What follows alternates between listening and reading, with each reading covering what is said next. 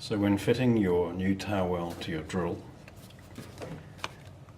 align the drill so that the chuck goes fully into, the drive shaft goes fully into the chuck, and then pull the drill sleeve firmly onto the torque area of the drill. That stabilises the unit, and then you have your stretchy cord to go around the back of it, which you can just pull tight, tuck it under there, and that just makes sure that it doesn't accidentally fall off the drill. Make sure the chuck's tight, and then the unit's good to go.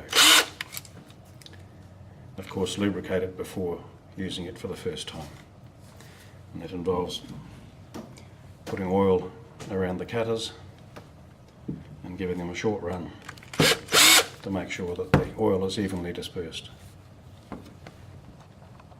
If you want to remove the cutters and service the Tailwell2, you remove all of the 6 screws around the chassis,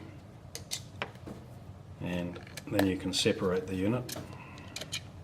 And the easiest way to do that is to press down on the the top case, push it away from the bottom case, and that allows the cutters to be exposed and the drive mechanism to be fully exposed. And you can see the layout of it. We have the rotator block and the rotator arm, and that's how the operation works. So now the cutters can be separated, and you can ensure that there's no hair caught round inside the cutters, because any hair caught between them is likely to keep the cutters apart and affect the cutting performance. Please note that on the inner cutter there is a line which indicates that particular hole, which is, these holes are slightly offset, and so it only fits into the chassis one way. You rotate it, it drops down. Anywhere else it won't seat properly. That's very important. When putting the cutters back in, drop it back on the top, make sure that the rotator bearing, which is the red bearing, has the word top at the top like that, and that the rotator arm is to the left of the drive shaft. And that's to ensure that it operates in the correct manner. Then you just refit the top case,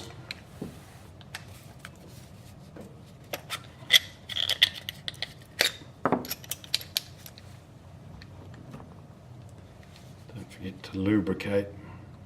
Put a drop of oil onto there and a drop of oil onto there, just to make sure that the oil is right through the mechanism. It's also a good idea to have a bit of oil through the cutters and around that top chassis there, just a few drops.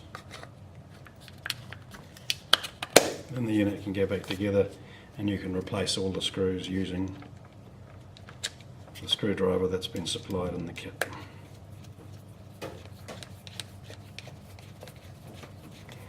When doing these screws up, do not over tighten them.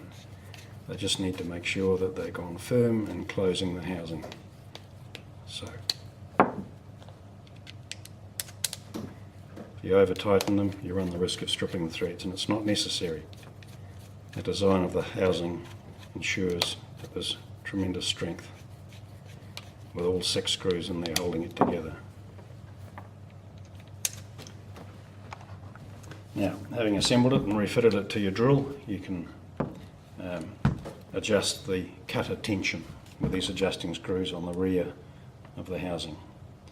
So you do them up as tight as you can by finger against the back of the housing, and just give it a short run,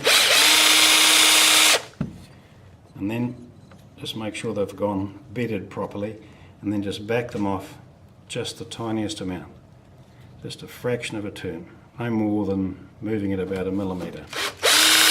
And that will end up giving a unit that runs nice and smoothly, and you can simply test it using some hair from a tail to see how well it fits.